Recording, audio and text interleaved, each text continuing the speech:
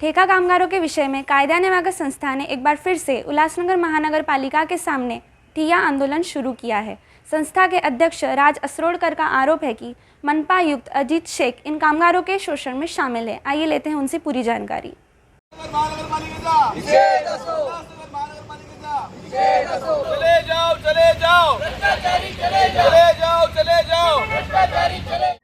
ये उपोषण नहीं है, इसे हम मराठी में ठिया आंदोलन या धरना भी बोल सकते हैं।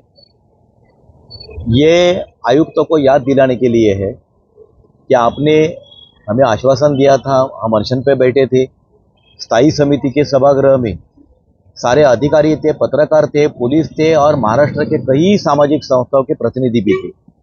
आपने 2 घंटे की चर्चा के लंबी चर्चा के बाद में आपने आश्वासित किया था कि हम एक इंक्वायरी समिति नियुक्त करेंगे और ये पूरे मामले की जांच करेंगे और उस रिपोर्ट के बाद में हम कार्रवाई करेंगे।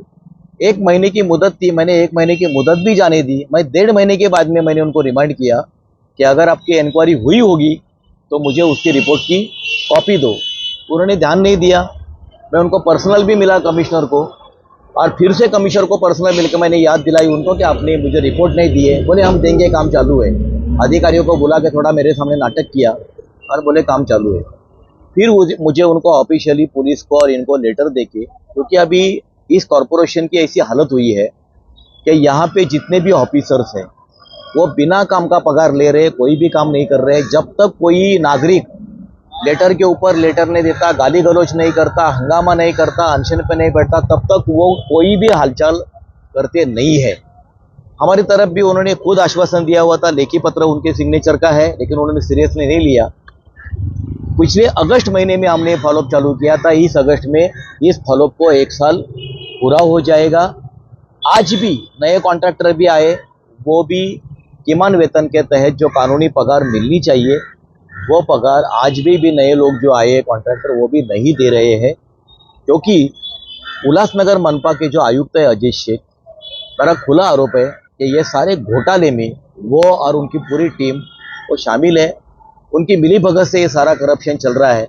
तो खुद के खिलाफ में वो रिपोर्ट कैसे देंगे, एक बहुत बड़ी बात है। लेकिन हम बैठे हैं इंतजार में, जब तक वो रिपोर्ट लाके नहीं देते हम रोज 11 से 5 यहाँ पे आके बैठेंगे। आप कल से बैठे हो, कुछ महानगर पालिका कर्मचारी अधिकारी आपसे आके मिले? तो उनकी फिर से वही बात कर रहे हो कि हमें 8 दिन दो, हमें 10 दिन दो। मेरा उन्हें कहना यह है कि पहले 1 साल हुआ इस मैटर के लिए, और मैंने मार्च महीने में जो अनशन किया था उसकी पूर्तता के लिए मई में अनशन करना पड़ा। अभी मई में जो आपने आश्वासन दिया था तो उसके याद दिलाने के लिए फिर धरना लेके बैठते हैं। आज आप क्यों मैं 8 दिन के आप बोल रहे हो, मैं 8 दिन के बाद में आऊँगा और 8 दिन मांगोगे। तो इस कमिश्नर का उनकी कोई इच्छा नहीं है, वो कामगारों के शोषण में खुद शामिल है, उनसे मुझे उम्मीद भी नहीं है। लेकिन ये मामला सरकार तक, लोगों तक, सब जगह पर जाना चाहिए। ये भी एक उद्देश्य है इस धरने के पीछे का। और जब तक वो अहवाल नहीं देते, मैं यहाँ पे हम लोग सब लोग मिलके बैठे हुए। अभी आने वाले 15 अगस्त यहाँ पे कार्यक्रम होगा। आजाद होकर देश 20 साल हो गए, अभी भी न्याय नहीं मिल रहा है। आपको लगता है 15 अगस्त से पहले आपको न्याय मिलेगा? 15 अगस्त को भी नहीं मिलेगा। 15 अगस्त को तो हम लोग स्वतंत्र हुए थे, लेकिन 26 जनवरी को हम प्रजासत्ताक हुए, जब भारत का संविधान लागू हुआ और आम नागरिक के नाते हमें कई सारे अधिकार भी मिले। कॉन्ट्रैक्ट लेबर्स जो मांग रहे हैं उसमें कोई भी पॉलिटिकल मांग नहीं है। कॉन्ट्रैक्ट लेबर एक्ट में जो उनको हक है, मिनिमम वेजेस एक्ट में जो हक है, तो वो मांग रहे हैं। ये देना कमिश्नर का ड्यूटी है, कर्तव्य है, उसी का वो पगार लेते हैं। पगार वो ले रहे हैं, उनका याद दिलाने का काम हमें धूप में बैठ के, बरसात में बैठ के हमें करना पड़ता है। ठेका कामगारों के विषय में महानगर पालिका का क्या कहना है, आइए लेते हैं पूरी जानकारी महानगर पालिका हेडक्वार्टर प्रशासनिक उपायुक्त नायकवाडे से।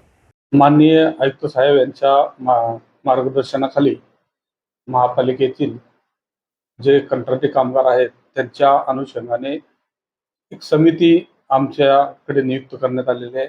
या समितीकडे जो डाटा उपलब्ध झालेला आहे तपासणीसाठी तो खूप मोठ्या प्रमाणावर आहे। तो व्याप्ती जास्त असल्यामुळे आम्ही असरनगर साहेब यांना आमचे लेखी पत्र दिलेलं आहे की बाबा यामध्ये जो डाटा आहे तपासणीचा तो व्याप्ती मोठी असल्यामुळे त्याला थोडासा अवधी लागत आहे। आम्हाला एक 8 दिवसाचा अवधी आवश्यक आहे। आणखी 8 दिवसानंतर आमचा अहवाल सादर होणार आहे आणि तो अहवाल आपल्याला उपलब्ध करून दिलं जाईल तातडीनं. त्यामुळे आपण उपोषणा किंवा असे जे आंदोलनाच्या मार्गापासून परावृत्त व्हावं अशी विनंती त्यांना केलेली आहे. परंतु तरीही त्यांच्याकडून आंदोलन सुरू करण्यात आलेलं आहे. आमच्याकडे महापालिकेच्या स्तरावर यापूर्वीचे जे ठेकेदार होते त्या अनुषंगाने कोणतीही कार्यवाही होत होती का नव्हती याबाबत मी बोलणार नाही. परंतु मान्य आयुक्त साहेब यांच्या निर्देशानुसार आम्ही त्या कामकाजामध्ये मोठ्या प्रमाणावर सुधारणा केलेल्या आहेत. आता कर्मचाऱ्यांना वेतन त्यांना जे अनुज्ञेय ठरत आहे ते अदा होईल अशी कारवाई आमच्याकडून सातत्यानं केली जात आहे. त्यामध्ये कुठलेही हयगय किंवा दुर्लक्ष केलं जात नाही. मान्य आयुक्त साहेब, पूर्ण प्रशासन याबाबत अतिशय गंभीर आहे. त्यामध्ये मान्य आयुक्त साहेबांनी अहवालाची वाट न पाहता काही संस्थांवर काळ्या यादीत टाकण्यास सुद्धा मान्यता देण्यात आलेली आहे, जे उपलब्ध अभिलेख आहेत त्याच्या आधारे. त्यामुळे या विषयाकडे आम्ही अतिशय गांभीर्याने पाहत आहे, हेच या निमित्तानं मी आपल्याला सांगतो. यामध्ये आमच्याकडून कुठली हयगय होणार नाही, कोणालाही पाठीशी घातलं जाणार नाही. अशा प्रकारे कोणताही गैरसमज कोणी करून घेऊ नये अशी माझी विनंती राहील. सर, त्यांनी आरोप केला आहे की मागील 1 वर्ष झालं तुम्ही अहवालच तयार करताय आणि आणखी वेळ मागताय. म्हणजे असं नेमका किती मोठा अहवाल ते वर्षभर झालं नाही 8 दिवसात होणार आहे? नाही, अहवाल करण्यासाठी 2 महिने झाला कालावधी आहे. त्यापूर्वी अहवाल तयार करायला सुरुवात केलेली नव्हती. हा कालावधी मागील वाढत गेल्यामुळे त्याचा डाटा खूप मोठा तयार झाला आणि तो डाटा प्रत्येक कर्मचाऱ्यांनी आहे.